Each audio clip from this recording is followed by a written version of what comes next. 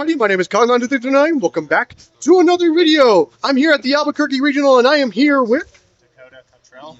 And then what did you do today? I was cooking on high heat, getting top 8 at Albuquerque Regionals with Salamangreat. And then do you have any shout-outs before we get into the deck I profile? have a great group of testing friends from Colorado Springs, like Matt and Sean, who won the regional, and a bunch of our other friends. My friend Lauren, second place at the regional experiments. It's a great time. No worries. All right, let's get into the deck profile. So, Salamangreat is actually kind of a lot like Snake Eyes in the sense of it's a lot of one-card starters and a lot of non-engine space. So for starters, we've got the main engine. We've got 3 Lady Debug and 3 Salamangreat of Fire. Those are your main one-card starters, and they get you into your main combo, which involves going directly through Salamangreat Gazelle, long considered the best Salamangreat monster. And then we have a bunch of one-ofs that are very important, but you don't want to be seeing them all the time. Salamangreat Weasel, Foxy, Fowl, Spinny, Jack Jaguar, and the last one is Code of Soul. It's not a Salamangreat monster, but it supports them. It lets you reincarnate more, because more reincarnation in this deck is always good. And then that's it for the normal engine part. We've got hand traps later. But for part of more of the engine is Silent Mining and Salamangreat Circle. Just basically 6 more copies of your starters. And then you also have Plot of Desires, the often malignant 2 of. One should be playing at 3 of. The death count is 41, and I didn't want to raise it up anymore. And then you also have Called by the Grave, that's non-engine. And also some more Salamangreat pieces, Salamangreat Sanctuary and Will. Sanctuary is your necessary reincarnation field spell, and Will is plenty fine as a one-of, but it's really good for extending. And with all your one-ofs, you can easily search them thanks to Raging Phoenix, which is our new support. And then you also have your normal traps, Rage and Roar. And those are just the normal part of your end board, because your one-card combos can always search both of your traps.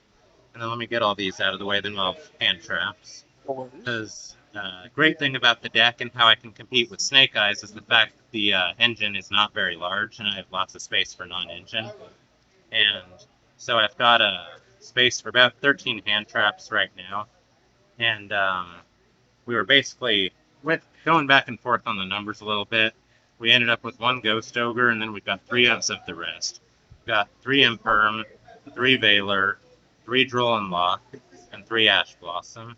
We were kind of playing around with the ratios a little bit. We kind of wanted more Ghost Ogres to deal with Tenpais and their field spell, but mainly we were concerned without negating Snake Eyes and their effects like Snake Eye Ash, so I wanted to have maxed out Imperms and Veilers.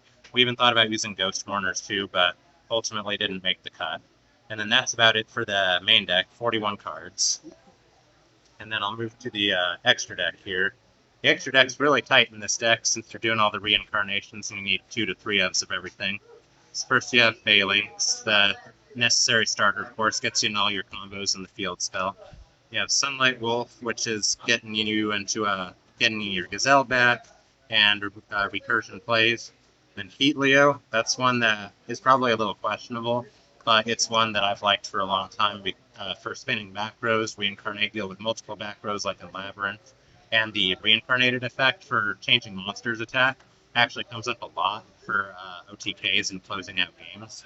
And then finally you have 3 of the Raging Phoenix, which, new card, but it's definitely the most important part of the deck, important part of the end board. Gets into your Rage. When you reincarnate, Rage is a pop 4, non-targeting the Phoenix, so it's amazing. And you have Mirage Stalio, another necessary part of the combo, that's always a good card. And then we had a Salamangreat Violet Chimera, which we were playing with Fusion of Fire, which is supposed to be a side deck tech, but it actually never came up today. Then we had a 2 Promethean Princess, because the fact that this deck can abuse Promethean really took it to the next level, because it allows your 1-card starters to go all the way up through her into Raging Phoenix, and then have her as part of your end board. And then you have Hida for, of course, taking advantage of all the ashes people throw at you to continue your plays on into your normal combos. And then we'll just have the side deck after that. Didn't have much space for a lot of other stuff that I kind of like to play, like Little Knight or Typhon, but you don't really need them because the deck locks you into fires for the most part anyway. And for the side deck, We don't have too much into any other hand traps, but it's a lot of going second board breakers, kind of. So first, we have a Burning Draw, and I think this is kind of a crazy card for a Yu-Gi-Oh card, especially going second, because when Snake Eyes these days are wanting to end on a Masquerena or an Atho, say, oh, okay, let me take a draw 4, please, thank you. And then, yeah, Cosmic Cyclone, because I'm mainly scared of Runic Fountain, but there's plenty of other things that we want to hit with that. We don't want cards going to the graveyard. Fusion of Fire, that's all supposed to be, in theory, was supposed to be good for outing Masquerade and Appaloosa and other problematic stuff like that often, but it never came up, and I'd probably turn it into something like a Droplets or another Burning Draw or something.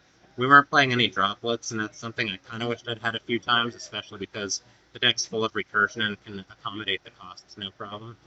And then these ones are basically going second cards, because specifically Monster Reborn is one I can abuse to take my opponent's Promethean Princess they have engraved, immediately start doing my own combos. And these two were MVPs of the day. They won me so many games. You know, taking Promethean Princess or Apo, closing out games with OTKs, they were great. They could have been Triple Tactics talents, but them being this, that I didn't have to wait for monster effects, actually came up quite a few times. And this one's a personal favorite Floodgate of mine, Power Sink Stone. It's basically supposed to be mainly for Tempeyes, and basically Mystic Mind Light. Basically say, no, I'm not trying to die to OTKs today. And it actually ends up being kind of crazy in a lot of matchups, because I basically ended up siding this in going first against everything. Because on top of my board with Rage, War, Phoenix, Promethean, let's add this, you're not breaking that. And then have two evenly matched, that's just a really good board breaking card. And then a few more Floodgates, goes in 1D barrier. We were thinking about doing like 2 Power Sink, 2D barrier, but I deferred to the Mystic Mind Light over here. And we were thinking about some other hand traps like DD Pro, Phantasme, and we'd keep playing around with the ratios more, but they ultimately didn't make the cut. Why not Rivalry? Rivalry was probably another one I would play, but I was mainly concerned with the fact that everything, especially in the fire deck, was kind of, it didn't, in testing, it didn't seem to have as much impact as I thought it would. Gozen had a lot more because the entire deck was fire. Yeah. And one other thing, that's about it for the side deck. But I had to give one notable shout out to one of the monsters in the main deck. Was one of my one-ofs was Salamangreat Weasel. That little bugger is a new card, but it's actually one of my favorite and one of the best new cards, I think, because for one, it helps me play through Nibiru. It used to be the memes about, oh, haha, the salad board is just ending on a nib token. But now, thanks to this, we don't have to do that anymore, because then I can still go into Spinny and do my normal Sunlight and Weething plays. But also, this thing is crazy for all kinds of other things with Raging Phoenix. When I summon it after I do a Raging Phoenix and summon it to my opponent's board, and that triggers the Promethean Princess that's in my grave because it's summoning a fire to my opponent's board. So I can summon the princess, pop the monster I just gave them, and then if I have another Raging Phoenix in grave, that'll also trigger that to summon. So Weasel basically helps facilitate OTKs with 2 Raging Phoenix and a Promethean Princess. And then one last thing I really like about it is with Burning Draw. Normally, you know, my opponent needs to have a Link monster for this. With Weasel, I can like give my opponent a Raging Phoenix and then trigger my Burning Draw myself for a draw 4. So Weasel is another MVP of the deck, and he put in work all day. Alrighty, thank you so much, sir. Congratulations on topping. I hope to see you guys on the next one. Goodbye.